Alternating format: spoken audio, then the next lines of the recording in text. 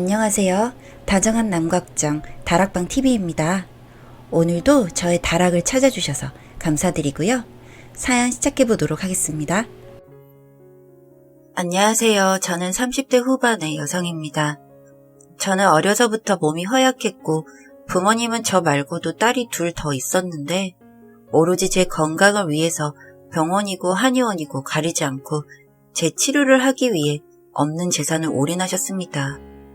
어려서부터 폐와 심장이 약하다는 소견이 있었고 영양실조 때문에 폐결핵으로 입원 치료를 한 적도 있었죠. 그렇게 평범하게 살아가던 저희 가족에게 큰 폭풍이 한번 몰아쳤습니다. 바로 가장이신 아버지가 교통사고로 다리 한쪽을 못 쓰게 되신 거였습니다. 정말 마음 아픈 일 중에 그렇게 다리 한쪽 못 쓴다고 직장에서도 권고사직을 당하셨죠.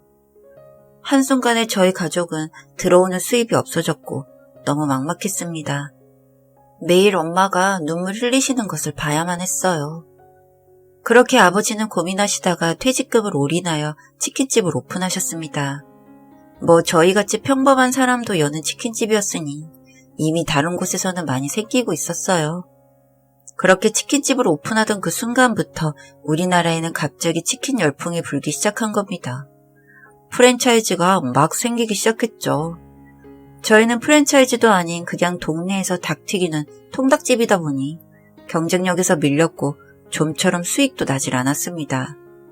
요리 솜씨가 좋았던 엄마도 별다른 방법을 찾지 못하시고 애만 태우고 있었어요. 그래서 차라리 가게를 접을까 고민하시면서 가족회의가 열렸습니다. 전 부모님께 늘 빚지는 기분으로 사느라 뭐라도 보탬이 되고 싶어서 말씀드렸습니다. 다른 가게에는 없는 특색 있는 치킨을 만들어서 팔아보고 안 되면 그때 접어요. 라고요. 그러자 부모님은 제 의견에 귀를 기울여 주셨어요. 좀처럼 그런 조언을 들은 적이 없으시다 보니 제 말이 솔깃하신 것 같았습니다. 그때부터 저희 식구들은 저녁 장사만 하면서 낮에는 치킨 레시피에 몰두했어요.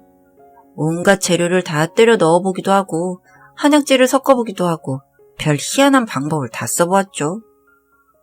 성공이란 게 쉬운 건 아니니까 쉽게 뭔가 이루어지진 않았습니다. 전 명문대 경영학과를 휴학했고 집에 일을 돕기로 해서 과외 알바도 한 건만 하고 저 역시 오로지 레시피 개발에 매달렸어요. 후라이드는 워낙 어느 매장이나 맛이 균일한 편이라 저는 양념 소스를 독특하게 만드는데 심혈을 기울였습니다. 그때의 치킨 시장은 케첩과 고추장 소스가 적절히 믹스된 일관된 양념치킨이 대부분이었거든요. 저희는 나중에 업그레이드를 하더라도 3가지 버전으로 일단 맥을 잡았습니다. 새콤달콤한 맛, 부드러운 맛, 짭조름한 맛 이렇게 정한 다음 3번째 짭조름한 맛에 가장 큰 비중을 두었어요. 전 치킨 소스의 맛을 가르는 중요한 요소로 채소가 들어간 기름이라고 판단했습니다. 동생들이 학교를 간 사이 전 식용유에 마른 고추와 깐 마늘을 타지 않을 정도로 넉넉하게 볶아주었어요. 그리고 촘촘한 거름망에 기름만 쏙 걸러주었죠. 그리고 맛간장을 만들기 시작했습니다. 사과, 오렌지, 대파, 양파, 다시마, 마른 표고버섯, 맛술과 간장에 2배 정도 되는 물을 넣고 1시간 동안 졸여주었죠. 고추, 마늘, 기름과 맛간장, 그리고 토마토 페이스트를 1대1대1로 섞은 뒤 마지막에 갱년과 계피 분말, 카레가루를 녹여서 소스를 완성했어요. 여기까지 배합 비율과 표준화된 맛을 만들어내기 위해서 한 달이란 시간이 넘게 걸렸죠. 부모님이 뜯어말릴 정도로 버린 재료도 엄청났습니다. 부모님이 보시기에는 굳이 저렇게 해야 하나 하는 생각이 드셨던 것 같아요. 드디어 마지막 과정인 시식만 남았죠. 가족들만으로는 모자라서 동생 친구들을 몇 명씩 불러서 먹였던 것 같아요.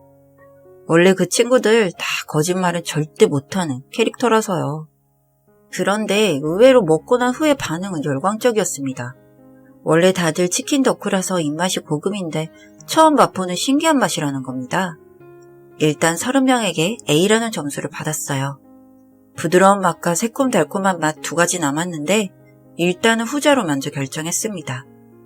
부드러운 맛은 나름 기본 레시피를 갖고 있어서 덜 걱정이 됐는데 새콤달콤함은 쉽지 않은 맛이었거든요.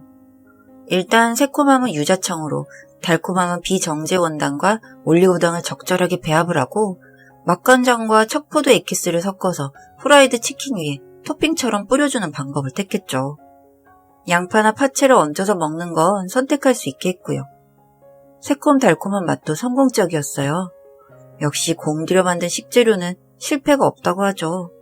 그리고 개발하다가 알게 된 건데 염지한 닭의 튀김옷을 미리 입혀서 지퍼백에 한 마리씩 넣어서 하루 냉장 숙성시키는 게 맛이 훨씬 좋다는 걸요. 일단 그렇게 20마리를 튀겨봤는데 이제까지의 튀김옷보다 훨씬 바삭하고 맛이 있었습니다. 그런데 의외의 복병은 부드러운 맛이었어요. 프라이드 치킨에 시저 드레싱과 마요네즈 소스를 버무리려고 했는데 농도가 안 맞는 겁니다. 그리고 의외로 텁텁했어요. 3가지 치킨 중에 한 종류는 시중에서 판매하는 식재료를 써야 돌아갈 만큼 회전율이 높아질 때를 미리 대비해야 했습니다. 그런데 비슷한 맛을 내는 렌치 드레싱이 있었는데 마늘과 양파가 들어가고 그 맵고 아린 맛을 없애는 비법이 필요했어요. 시판 렌치 드레싱은 마늘과 양파 맛이 거의 나지 않았는데 그래서 더 맛이 없었어요. 마늘과 양파 및 허브를 다져 넣는 것만 제조하기로 했습니다. 30마리를 튀겨서 시식한 결과 다행히 성공이었어요. 메뉴 개발을 하고 나니 이제는 판촉만 남아서 동생 친구들과 알바 명명을 써서 가게 앞에 테이블을 놓고 시식을 하도록 했습니다. 물론 무료였죠. 먹어본 손님들은 좋은 평가를 해주셨고 일반 손님들에게서 좋은 평가를 얻자 이제는 됐구나 하며 안도할 수 있게 되었습니다. 그리고 정확히 일주일 후 메뉴판을 제대로 만들어 홍보를 했습니다. 그날부터 주문을 받았죠. 프랜차이즈처럼 CF는 못 찍어도 동네 장사인 만큼 가족들이 길에서 전단도 뿌리고 최선을 다했습니다. 그 주에 주말부터 판매를 시작했고 정말 이게 무슨 일인가 싶을 만큼 치킨은 날개 돋친 듯이 팔렸습니다. 하루에 무려 50마리를 팔았어요. 그 다음 주에는 한 주 동안 3,000마리를 팔았고요. 나중엔 재료가 다 떨어져서 못 팔았을 정도였습니다. 그렇게 저희 집은 장사를 먹고 살 수 있는 정도가 되었어요. 그리고 저는 복학할 수 있다는 생각에 마무리 차원에서 이벤트를 구상했습니다. 쿠폰 10장을 모으신 분들에게 치킨 3종 세트 중 한 가지를 골라서 무료로 먹을 수 있도록 말이죠. 치킨을 출시하고 한 달 만에 순수익 2천만 원이 되었습니다. 저희 가족은 얼싸안고 펑펑 울었죠.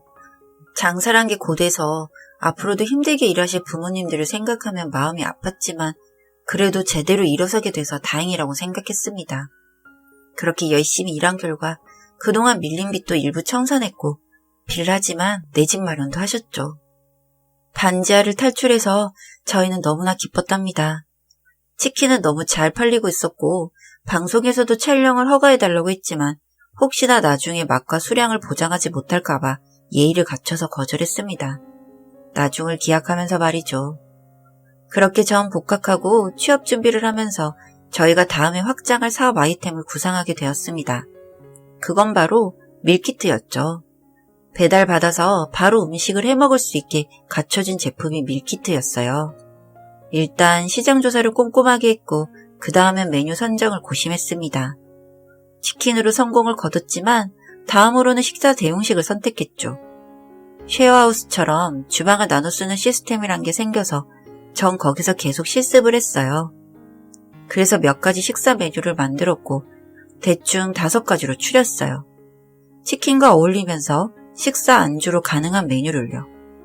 한국 사람들은 국물 좋아하잖아요. 버섯 매운탕과 쌀국수, 골뱅이 무침 등등. 배달 받는 대로 바로 해먹을 수 있는 메뉴만 선정했죠. 그리고 조리사를 채용했습니다. 젊고 경험이 많진 않아도 열정과 패기가 있는 사람을 뽑아서 계속 실습을 하도록 말이죠. 처음에는 잘 팔리지 않아서 재고가 남곤 했는데 인터넷 지역 카페에 올려서 홍보가 되고 나니 점점 수요가 늘어났습니다. 메뉴는 많이 늘린다고 수익으로 나는 게 아니라서 일단은 기본에만 충실하기로 했어요.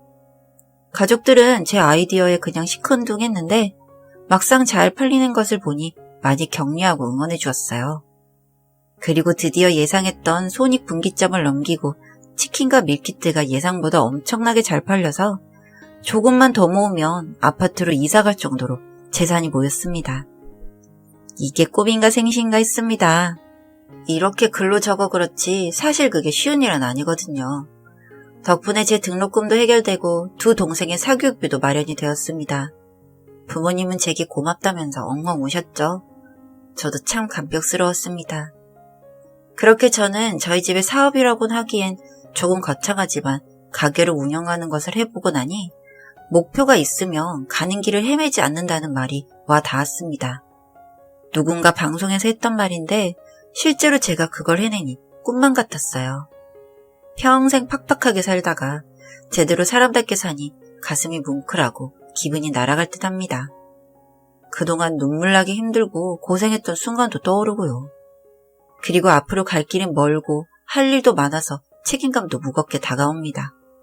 하지만 한번 이렇게 해봤으니 실패하더라도 저는 언젠가는 노력하면 할 수 있다는 교훈을 얻게 되었으니 인생에서 가장 큰 힘을 얻었다 생각하려고요.